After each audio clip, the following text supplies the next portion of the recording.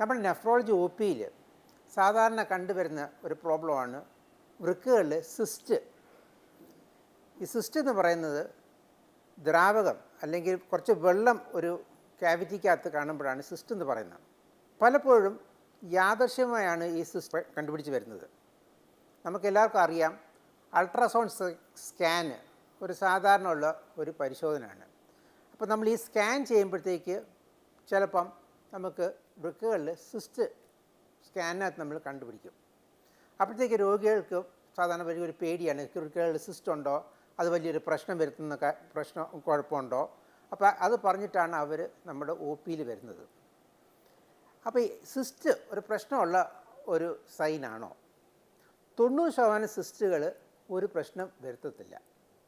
അപൂർവമായിട്ട് ആണ് ചില സിസ്റ്റുകൾ കൊണ്ട് പ്രശ്നങ്ങൾ വരുന്നത്. അപ്പോൾ എന്താണ് ഈ സിസ്റ്റ് പ്രശ്നം വരാൻ സാധ്യതകളുള്ള കാരണങ്ങൾ? പല കാരണങ്ങളും കൊണ്ട് വരാം. ആദ്യം നമ്മൾ നോക്കുന്നത് സിസ്റ്റിൻ്റെ എത്ര സിസ്റ്റ് ഉണ്ട്. സിസ്റ്റ് നമ്മൾ സ്കാൻ ചെയ്യുമ്പോൾ തന്നെ നമുക്കറിയാം സിസ്റ്റിൻ്റെ ക്യാരക്ടേഴ്സ് എന്തൊക്കെയാണ്. ഇപ്പം സിസ്റ്റ് നമ്മൾ കാണുന്നത് ഫ്ലൂയിഡ് നല്ല ക്ലിയറാണ്, വെള്ളം മാതിരി ഇരിക്കുന്ന സിസ്റ്റിൽ നിന്നുള്ള ഫ്ലൂയിഡാണെങ്കിൽ 90% അത് പ്രശ്നം വരുത്തത്തില്ല. നേരെ മറിച്ച് ആ ഫ്ലൂയിഡിന് കുറച്ച് കലങ്ങിയാണ് ഇരിക്കുന്നത്, രക്തമയമുണ്ട്, സിസ്റ്റിൻ്റെ വോളിൽ കുറച്ച് കാൽസിഫിക്കേഷൻ ഉണ്ട്, ഇതൊക്കെ ചിലപ്പം ചെറിയ പ്രശ്നങ്ങൾ വരുത്താം. പിന്നെ ഉള്ളത് എത്ര സിസ്റ്റ് ഉണ്ട്. ചിലപ്പം ഒരു 50 വയസ്സ് കഴിയുമ്പോഴത്തേക്ക് ഒരു സ്കാൻ ചെയ്യുമ്പോഴത്തേക്ക് നമ്മളൊരു 10% ആളുകൾക്ക് ഒരു സിസ്റ്റൊക്കെ കണ്ടെന്നിരിക്കാം. അത് ഒരു പ്രശ്നം വരുത്തുന്ന പ്രോബ്ലം അല്ല. നേരെ മറിച്ച് 2 കിഡ്നിയിലും പല സിസ്റ്റുകൾ കണ്ടുവരുവാണെങ്കിൽ അത് ചിലപ്പം autosomal dominant polycystic kidney disease എന്ന് പറഞ്ഞ രോഗമാകാം. പിന്നെ വരുന്നത് ഈ ഏത് പ്രായത്തിലാണ് ഈ സിസ്റ്റ് കണ്ടുവരുന്നത്.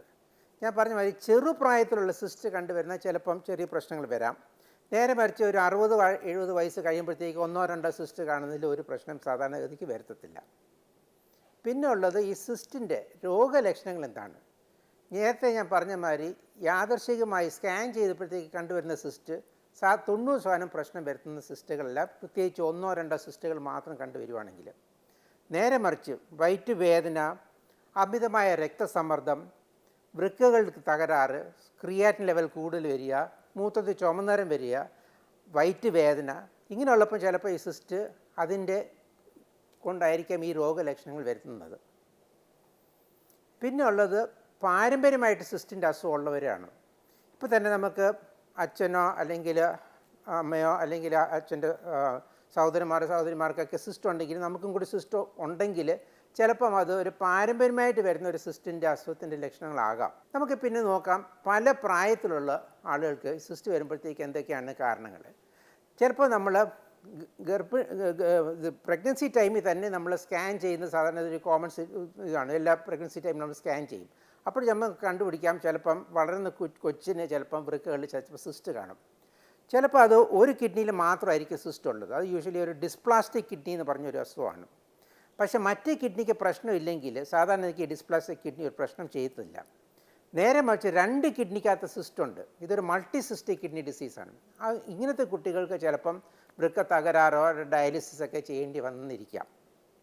ഒരു പ്രായം കഴിയുമ്പോഴത്തേക്ക് നമുക്ക് ഒരു 5 വയസ്സും 10 വയസ്സിൻ്റെ ഇടയ്ക്കുള്ള സിസ്റ്റ് കാണുന്നത് ചിലപ്പോൾ ഈ autosomal recessive polycystic kidney disease. അപ്പോൾ അതെന്ന് വെച്ചാൽ സിസ്റ്റുകൾ കിഡ്നിക്കകത്ത് മാത്രമല്ല ലിവറിനകത്ത് ചിലപ്പോൾ കണ്ടേക്കാം. ഇങ്ങനത്തെ കുട്ടികൾ ചിലപ്പം ലിവർ പ്രശ്നങ്ങൾ കൊണ്ടായിരിക്കാം പ്രശ്നങ്ങൾ വരുന്നത്. പിന്നെ ചിലപ്പം വൃക്കകളുടെ സൈസ് ചെറുതായിട്ട് പല സിസ്റ്റുകൾ കാണും. ഇത് മെഡുലറി സിസ്റ്റിക് ഡിസീസ്, വൃക്കയുടെ നടുക്ക് ഭാഗത്തായിരിക്കും സിസ്റ്റ് കാണുന്നത്. ഇങ്ങനത്തെ കുട്ടികൾ കണ്ടമാനം മൂത്രം പോവും. സ്കാൻ ചെയ്യുമ്പോൾ വൃക്കകളുടെ സൈസ് ചെറുതായിരിക്കും. ഇവർക്കും ഭാവിയിൽ ചിലപ്പോൾ രക്തക്കുറവ് വരും, ഹീമോഗ്ലോബിൻ അനീമിയ വരാം, ക്രിയാറ്റിൻ കൂടുതൽ വരാം, മൂത്രം അമിതമായി പോകാം, ക്ഷീണം. ഇതാണ് മെഡുലറി സിസ്റ്റിക് ഡിസീസിൻ്റെ ലക്ഷണങ്ങൾ. ഒരു 20-50 വയസ്സിൻ്റെ ഇടയ്ക്ക് ആണ് സാധാരണയ്ക്ക് പോളിസിസ്റ്റിക് കിഡ്നി ഡിസീസ് നമ്മൾ കണ്ടുപിടിക്കുന്നത്. ഇവരിൽ പല കിഡ്നിയിൽ 2-3 സിസ്റ്റ് ചിലപ്പോൾ കണ്ടെന്നിരിക്കാം. ചിലപ്പം ഇങ്ങനത്തെ ആളുകൾക്ക് ചിലപ്പം രക്തസമ്മർദ്ദം അമിതമായിരിക്കാം.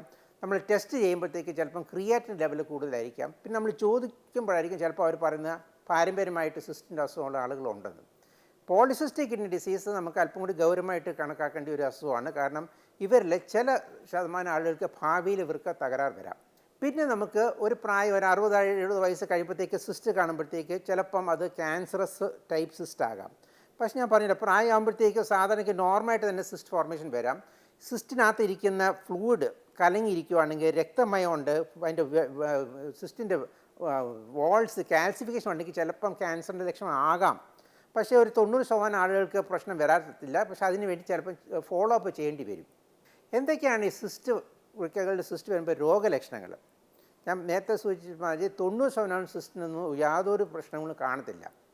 ചിലവർക്ക് മൂത്രത്തിൽ ഇൻഫെക്ഷൻ വരാം, ചിലപ്പോൾ സിസ്റ്റിനകത്ത് ഇൻഫെക്ഷൻ വരാം. അങ്ങനെയുള്ളവർക്ക് പനി, കുളിര്, അങ്ങനെയൊക്കെ വയറ്റ് വേദന വന്നെന്നിരിക്കാം. 2 കിഡ്നിയിലെ ഒത്തിരി സിസ്റ്റുകൾ ഉണ്ടെങ്കിൽ ചിലപ്പം ക്രിയാറ്റിൻ ലെവൽ ചിലപ്പം കൂടുതലിരിക്കാം, ബ്ലഡ് പ്രഷർ കൂടുതലായിട്ട് വരാം. ഇവർക്കും ഭാവിയിൽ കിഡ്നി തകരാറ് ഭാവിയിൽ വരാം. സിസ്റ്റ് വന്നാൽ നമുക്ക് എന്ത് ചികിത്സിക്കാം? പ്രധാനമായിട്ട് നമ്മൾ ചെയ്യേണ്ടതെന്ന് വെച്ചാൽ, സിംഗിൾ സിസ്റ്റിനകത്ത് യാതൊരു ചികിത്സയുടെ ആവശ്യമില്ല, പക്ഷേ പീരിയഡിക്കായിട്ട് ചെക്കപ്പ് ചെയ്യേണ്ടി വരും. പല കിഡ്നിക്കകത്ത് സിസ്റ്റ് ഉണ്ട്. പോളിസിസ്റ്റിക് കിഡ്നി ഡിസീസ് ഉള്ളവർക്ക് നമുക്ക് സിസ്റ്റിൻ്റെ സൈസ് കുറയ്ക്കാൻ വേണ്ടി നമുക്ക് ധാരാളം വെള്ളം കുടിക്കാം. സാധാരണ വൃക്ക രോഗികൾക്ക് നമ്മൾ പറയും വെള്ളം അധികം കുടിക്കരുത്. പക്ഷേ പോളിസിസ്റ്റിക് കിഡ്നി ഡിസീസ് ഉള്ളവർക്ക് വെള്ളം കൂടുതൽ കുടിക്കുകയാണെങ്കിൽ ആൻറ്റി ഡയൂറിറ്റിക് ഹോർമോണിൻ്റെ ലെവൽ കുറഞ്ഞിട്ട് സിസ്റ്റിൻ്റെ സൈസ് കുറഞ്ഞിരിക്കും. പിന്നെ ഈ ആൻറ്റി ഡയൂറിറ്റിക് ഹോർമോണിൻ്റെ എതിരായിട്ട് ചില മരുന്നുകളുണ്ട്, ടോൾവാപ്റ്റൻ, അങ്ങനത്തെ മരുന്നുകളുണ്ട് സിസ്റ്റിൻ്റെ സൈസ് കുറയ്ക്കാം. പിന്നെ നമുക്ക് അപ്പോൾ സിസ്റ്റ് വേറെ പല കാരണങ്ങൾ കൊണ്ട് വരാം, വേറെ പല അസുഖങ്ങളും കൊണ്ട് വരാം. ചിലവർക്ക് സിസ്റ്റ് വന്നിട്ട് മുഖത്തിൽ ചിലപ്പം കൂടുതൽ പിമ്പിൾസ് മാതിരി വരാം. അഡിനോമ സെബേഷ്യ ഉള്ളവർക്ക് അവർക്ക് ചിലപ്പം ഇങ്ങനത്തെ ജന്നി വരാം. പിന്നെ ചിലവർക്ക് ഈ വോൺ ഹിപ്പ് ലിൻഡോ സിൻഡ്രോം കൊണ്ട് സിസ്റ്റ് വരാം. അവർക്ക് സാധാരണയ്ക്ക് ചിലപ്പം പല സമയത്ത് ഹിമാൻജിയോമാസ് ഒക്കെ വരാം. അപ്പോൾ സിസ്റ്റ്, പലതരം സിസ്റ്റുകളുണ്ട്. 90% സിസ്റ്റുകൾക്ക് പ്രശ്നം വരുത്തത്തില്ല. പക്ഷേ ചില സിസ്റ്റുകൾ, പ്രത്യേകിച്ച് പാരമ്പര്യമായിട്ട് സിസ്റ്റ് ഉള്ളവർക്ക്, അമിതമായ രക്തസമ്മർദ്ദം, ക്രിയാറ്റിൻ കൂടുതലുള്ളവർക്കൊക്കെ പീരിയഡിക്കലായിട്ട് ചെക്കപ്പ് ചെയ്യേണ്ടി വരും. നന്ദി, നമസ്കാരം.